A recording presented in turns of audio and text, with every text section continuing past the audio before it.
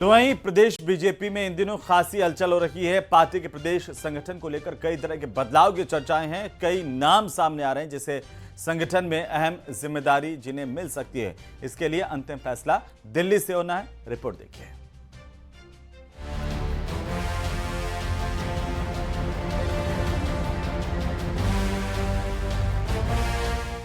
नई टीम तैयार, मुहर का इंतजार। सत्ता संगठन को लेकर हलचल। कौन होगा अंदर, कौन बाहर। प्रदेश की सियासत में इन दिनों बीजेपी में उथल पुथल मची हुई है। पार्टी के प्रदेशाध्यक्ष मदन राठौड़ के बयानों, सीएम भजनलाल और पूर्व सीएम वसुंधरा राजे समेत कई दिग्गज नेताओं के जयपुर दिल्ली के बीच हो रहे दौरों से संगठन से लेकर सरकार में बड़े बदलाव की अटकलें लगाई जा रही हैं। चर्चा है कि बीजेपी संगठन को केंद्र बिंदु में रखते हुए नई रणनीति तैयार कर रही है, जिसके लिए नई टीम भी बनाई जा रही है। प्रदेश में उनके नाम भी फाइनल कर दिए गए हैं। अब अंतिम फैसला दिल्ली से होगा, जिसके लिए नामों की लिस्ट दिल्ली भेज दी गई है।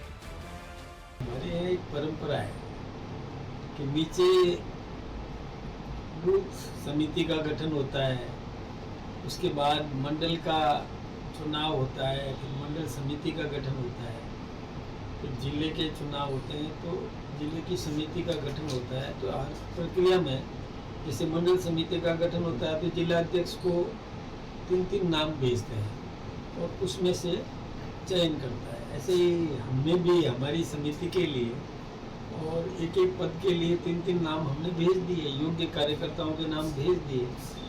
अब नेतृत्व उस पर जो भी निर्णय देगा दे देगा, हमको कोई तकलीफ नहीं, हमारा काम चल रहा है।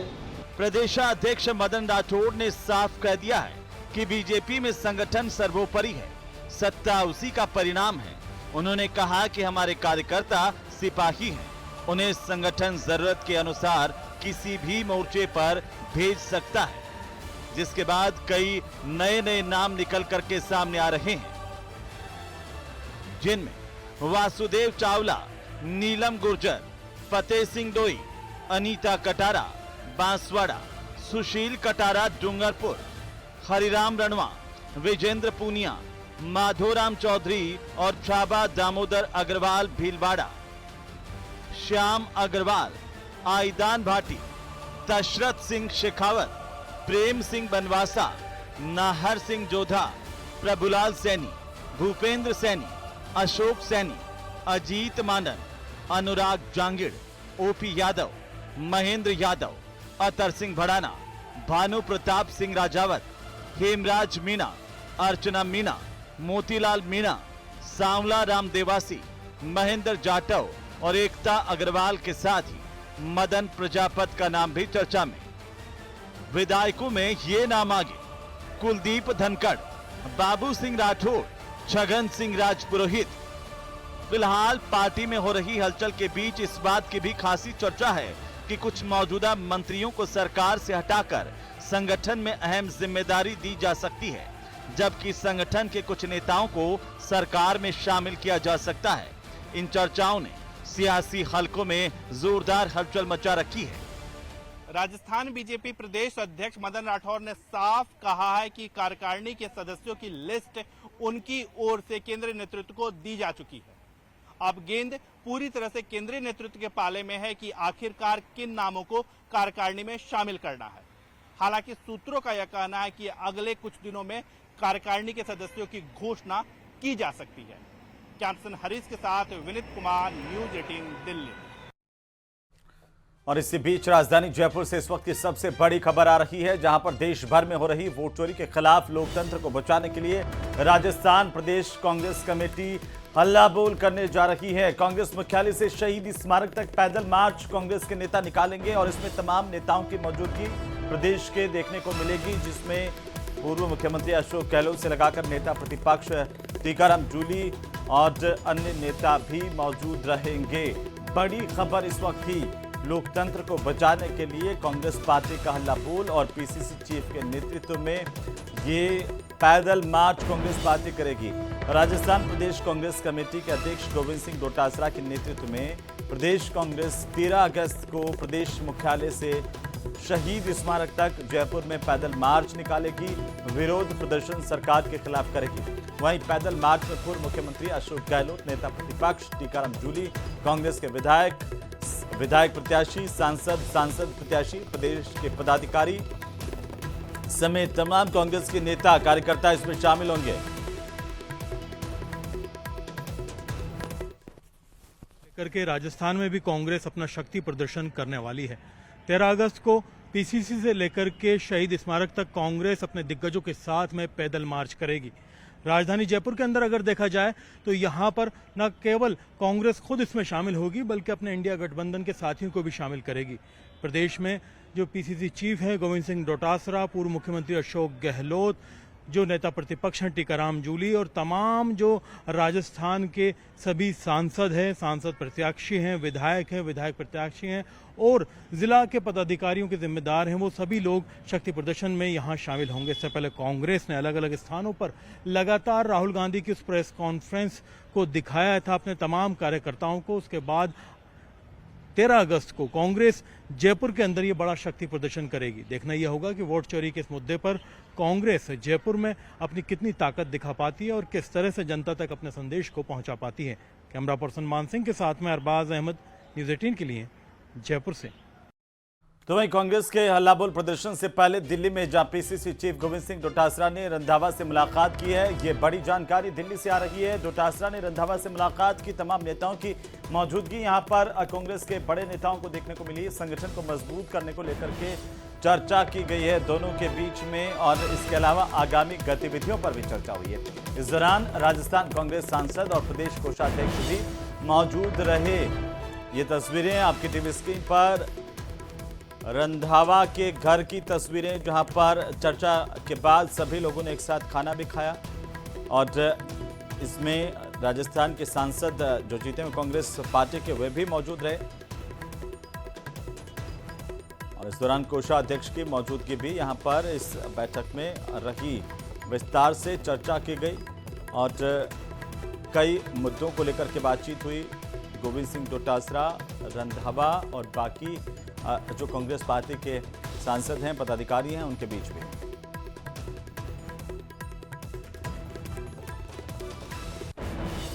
तो राजस्थान में बीजेपी और कांग्रेस के बीच प्रचारक बनाम विचारक को लेकर के सियासी बहस शुरू हो गई है। ये रिपोर्ट देखिए।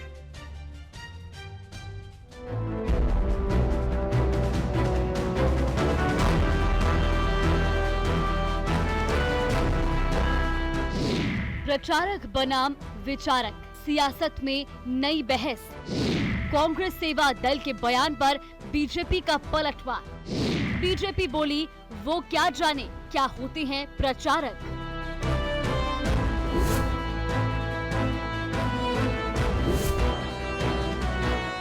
प्रदेश में बीजेपी और कांग्रेस नेताओं के बीच बयानबाजी अक्सर होती रहती है, लेकिन इस बार बहस का विषय है प्रचारक बनाम विचारक। कांग्रेस सेवा दल ने 2 महीने तक 50 जिलों में 3 दिवसीय प्रशिक्षण शिविर शुरू किए हैं। दावा है कि इनमें विचारक तैयार होंगे जो गांव-गांव जाकर राहुल गांधी के विचार और संविधान लोकतंत्र की रक्षा का संदेश देंगे। सेवा दल के प्रदेश अध्यक्ष हेम सिंह शेखावत ने प्रचारकों पर गंभीर आरोप लगाया कि प्रचारक एक रंग और एक विचार में विश्वास करते हैं, जबकि भारत की पहचान तिरंगी सोच है। इसीलिए हम प्रचारक नहीं विचारक तैयार करेंगे। हम प्रचारक तैयार नहीं करेंगे। प्रचारक तैयार आरएसएस करता है जो अपने स्वार्थ के लिए काम करते हैं। हम विचारक तैयार करेंगे और वो विचारक गांव गली में जाएंगे और चर्चा करेंगे कि किस प्रकार से देश का संविधान खतरे में, किस प्रकार से देश का लोकतंत्र खतरे में। बीजेपी ने इस बयान को पूरी तरह खारिज कर दिया। प्रदेश महामंत्री जितेंद्र गोठवाल ने कहा, कांग्रेस को प्रचारक के त्याग और सेवा का मतलब नहीं समझती है। गोठवाल ने आरोप लगाया कि कांग्रेस विचारक या विस्तारक जो भी लाए, उनका असली मकसद सिर्फ गांधी परिवार की सेवा करना है। प्रचारक का क्या काम होता है शायद इन्हें जानकारी नहीं है। मुझे ध्यान में आता है पहले भी कांग्रेस ने एक विस्तारक शब्द डेपुट किया था कि हम एक विस्तारक निकालेंगे जो जीवन भर काम करेगा, और अब प्रचारक। अब विस्तारक की जगह इन्होंने विचारक पर चर्चा करना प्रारंभ किया। मुझे लगता है कि एक प्रचारक क्या त्याग करता है, कितनी तपस्या करता है, कितना बलिदान देता है, इसके बारे में जिस दिन इन्हें समझ आ जाएगा तो मुझे लगता है ये इन शब्दों से और इस योजनाओं की तुलना करना बंद कर देंगे। असल में कांग्रेस और भाजपा की कार्यप्रणाली और संगठन में बड़ा अंतर नजर आता है। कांग्रेस का अग्रिम संगठन के तौर पर सेवा दल का नाम सामने आता है, जबकि संघ के राजनीतिक संगठन के रूप में भाजपा का नाम आता है। ऐसे में अब देखना है कि किस तरह से और कितना कांग्रेस सेवा दल के विचारक संघ के प्रचारक से मुकाबला कर पाते हैं। जयपुर से न्यूज़ 18 राजस्थान के लिए सुधीर शर्मा की रिपोर्ट।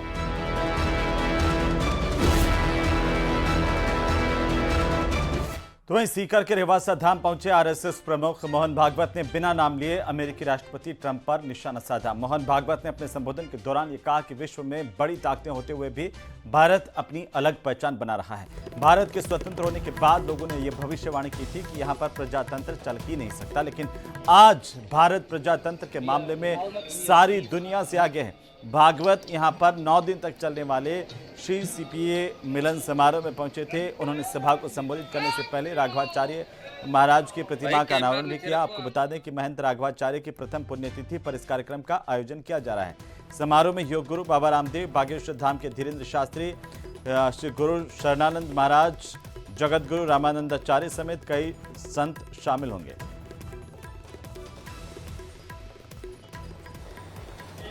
अगर स्वतंत्रता के बाद का हमारा इतिहास देखे तो उस इतिहास के आधार पर कोई ये तर्क नहीं कर सकता कि भारतवर्ष उठेगा, लेकिन भारतवर्ष उठ रहा है, विश्व में अपना स्थान बना रहा है, विश्व में बड़ी ताकतें हैं उनके बावजूद बना रहा है। लोगों ने भविष्यवाणी की थी भारत स्वतंत्र होने के बाद कि यहां ये प्रजातंत्र चल ही नहीं सकता। प्रजातंत्र चला, प्रजातंत्र पर संकट आया, तब लोगों ने उसका प्रतिकार करके प्रजातंत्र को कायम रखा और आज आश्चर्यकारक रीति से भारत एक प्रजातांत्रिक देश के नाते प्रजातंत्र के मामले में सारी पृथ्वी में आगे है। और इसी बीच बड़ी खबर अलवर से, जहां पर हरियाणा सीमा में बसे मुड़ाका गांव का मामला। बड़ी जानकारी इस वक्त की, और 2 अलग अलग समुदाय के बीच में झगड़ा हुआ है। बड़ी खबर इस वक्त की, हाजीपुर के लोगों के बीच में झगड़ा होने की जानकारी सामने आ रही है। 2 अलग अलग समुदाय आमने सामने आ गए। राजस्थान बॉर्डर पर पुलिस फोर्स तैनात की गई है। रास्ते से गाड़ी हटाने को लेकर के दरअसल पहले मारपीट हुई थी, इस बात की जानकारी सामने आ रही है, और ये मारपीट बड़े झगड़े में तब्दील हो गई। अलवर से इस वक्त की सबसे बड़ी खबर, सबसे पहले सबसे तेज और झगड़े ने सांप्रदायिक रूप ले लिया। झगड़ा इतना विकराल हो गया कि आगजनी की घटना यहां पर हुई है। बहरहाल पुलिस फोर्स तैनात की गई है राजस्थान बॉर्डर पर, और इसीलिए नौगावा पुलिस को चौकसी बरतने के निर्देश भी दिए गए। दोनों गांव के अलग अलग समुदायों के बीच में यह झगड़ा हुआ है। रास्ते से गाड़ी हटाने को लेकर यह कहासुनी हुई थी, और इसके बाद मारपीट की नौबत आ गई। बड़ी खबर अलवर से बड़ी जानकारी आ रही है। 2 अलग अलग समुदाय आमने सामने हो गए। छोटी सी बात, रास्ते से गाड़ी हटाने की बात को लेकर के आपस में ये लड़ाई शुरू हुई थी, और देखते ही देखते इसने हिंसक रूप ले लिया। ज्यादा जानकारी के साथ सहयोगी नितिन तिवारी फोन लाइन पर हैं। नितिन, क्या जानकारी इस विवाद को लेकर के, अब कैसी स्थिति है वहां पर? जी, फिलहाल स्थिति की अगर बात की जाए तो स्थिति बिल्कुल सामान्य है, और बिल्कुल जो दोनों पक्षों में जो झगड़ा हुआ था वो रास्ते को लेकर विवाद हुआ था, और रास्ते को लेकर विवाद जो है इतना बढ़ गया कि आगजनी की घटना तक भी सामने आ गई थी। उसके बाद में पुलिस प्रशासन मौके पर पहुंचा। पुलिस ने वहां पर जो है मौजूद लोगों को जो है समझाइश की। उसके बाद में वहाँ जो लोग जिन्होंने आग लगाई थी उनको भी समझाइश की गई।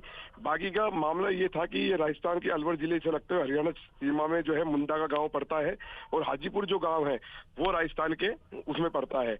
और दोनों मंत्री और सीनियर लीडर अमीन खान की कांग्रेस में घर वापसी हो गई है। उनकी ये वापसी करीब 16 महीने के बाद हुई है। उनकी वापसी को लेकर के राजस्थान कांग्रेस के प्रभारी सुखजिंदर सिंह रंधावा ने ऑर्डर जारी किए हैं, और इसे लेकर के सुखजिंदर सिंह रंधावा ने पूर्व मंत्री अमीन खान को निष्कासन का जो है वो खत्म कर दिया है। वहीं पार्टी में वापसी पर अमीन खान ने एक्स हैंडल पर पोस्ट कर सत्यमेव जयते भी लिखा।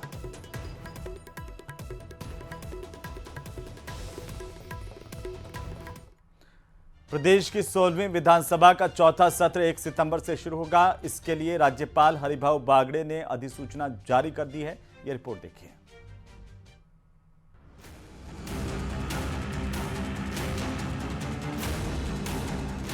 1 सितंबर से शुरू होगा विधानसभा का मॉनसून सत्र। सत्र से पहले सर्वदलीय बैठक बुलाने का फैसला। बिना हंगामे सत्र चलाने पर होगी चर्चा। 1 सितंबर से शुरू होने जा रहे विधानसभा के मॉनसून सत्र से पहले अध्यक्ष वासुदेव देवनानी ने तैयारियों की जानकारी ली। साथ ही सत्र से संबंधित अलग अलग व्यवस्थाओं को निर्धारित समय में पूरा किए जाने के जरूरी दिशा निर्देश भी दिए। मॉनसून सत्र के लिए अब विधानसभा सचिवालय सभी विधायकों को औपचारिक सूचना भेज रहा है। सत्र से पहले विधानसभा अध्यक्ष वासुदेव देवनानी ने सर्वदलीय बैठक बुलाने का फैसला किया है ताकि सदन में गतिरोध से बचा जा सके। सत्र के दौरान राज्य के अलग अलग महत्वपूर्ण विषयों पर चर्चा होगी। विधायी कार्यों एवं जनहित से जुड़े मुद्दों को लेकर चर्चा की जाएगी। साथ ही प्रश्न, ध्यानाकर्षण प्रस्ताव, विशेष उल्लेख प्रस्ताव और स्थगन प्रस्ताव जैसे संसदीय कार्य भी संपादित होंगे। बताया जा रहा है कि पिछले सत्र के दौरान जिन 3 विधेयकों को प्रवर समिति को सौंप दिया गया था, उनकी रिपोर्ट भी आगामी सत्र के दौरान सदन के पटल पर आ जाएगी, जिसमें राजस्थान भूजल संरक्षण और प्रबंधन प्राधिकरण विधेयक 2024, राजस्थान भू राजस्व संशोधन एवं विधि मान्यकरण विधेयक 2025, राजस्थान कोचिंग सेंटर नियंत्रण और विनिमयन विधेयक 2025 शामिल है। सबसे अहम बात यह है कि इस सत्र में विधि विरुद्ध धर्मांतरण विधेयक भी लाया जा सकता है। गौरतलब है कि सत्र के दौरान कई अहम बिल पास करवाए जा सकते हैं। इसके अलावा शिक्षा विभाग से संबंधित एक विधेयक भी शामिल हो सकता है। 4 विधेयक बजट सत्र में विधानसभा में पेश किए जा चुके हैं, जिन्हें पारित करवाया जाना बाकी है। पिछले बजट सत्र के दौरान 3 फरवरी को विधानसभा में धर्मांतरण विरोधी बिल पेश किया गया था, लेकिन इस पर चर्चा नहीं हुई थी। जयपुर से न्यूज़ 18 राजस्थान के लिए सुधीर शर्मा की रिपोर्ट।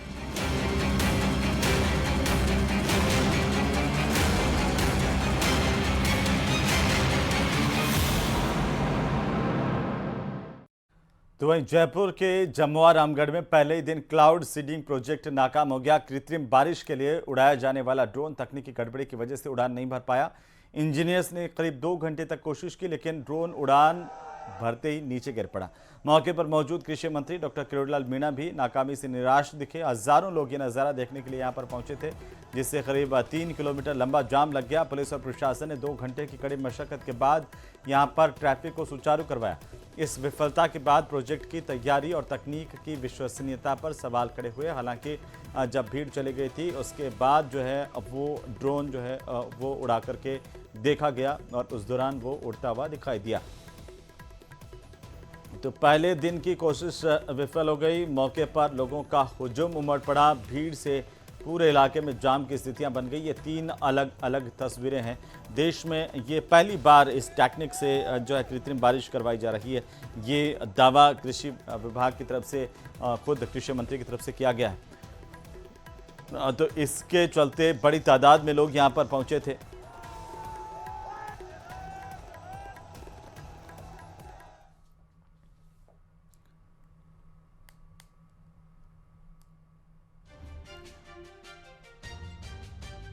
और इसी बीच उदयपुर से बड़ी खबर, जहां पर अवैध गांजे की खेती पर एक्शन हुआ है। 5 करोड़ का गांजा पुलिस ने बरामद किया। 4 बीघा जमीन पर यह गांजे की खेती की जा रही थी और पुलिस ने 1336 किलो गांजे की फसल, 153 किलो तैयार सूखा गांजा जब्त कर लिया है। खेती कर रहे बाप बेटे को गिरफ्तार किया गया है। कनौर थाना इलाके के वीरिया गांव में ये बड़ी कार्रवाई यहां पर की गई है। तो सरेआम गांजा की खेती पकड़ी गई है। बड़ी खबर इस वक्त की तस्वीरें आपकी टीवी स्क्रीन पर है, जहां बड़ी मात्रा में सूखा गांजा भी पुलिस ने पकड़ लिया है। 5 करोड़ का करीबन ये गांजा बताया जा रहा है, जिसे जब्त किया गया है। 4 बीघा की जमीन पर ये गांजे की खेती यहां पर की जा रही थी।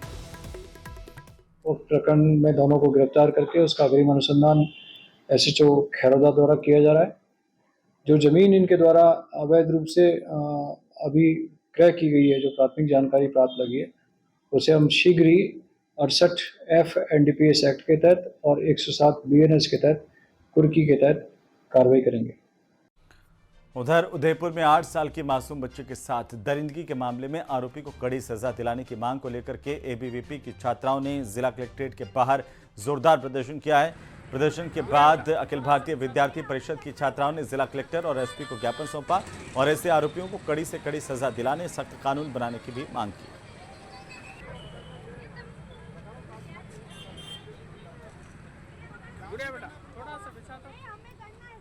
तो ये दो अलग अलग तस्वीरें आपकी टीवी स्क्रीन पर, ABVP का प्रदर्शन और आरोपी की गिरफ्तारी के बाद की तस्वीर है। आरोपी दरिंदा रामलाल गिरफ्तार किया गया है।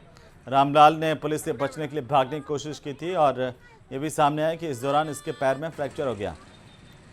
तो पुलिस इसे इसी हालत में लेकर के पहुंची थी कोर्ट में पेश करने के लिए। उस दौरान की ये तस्वीर आपकी टीवी स्क्रीन पर है।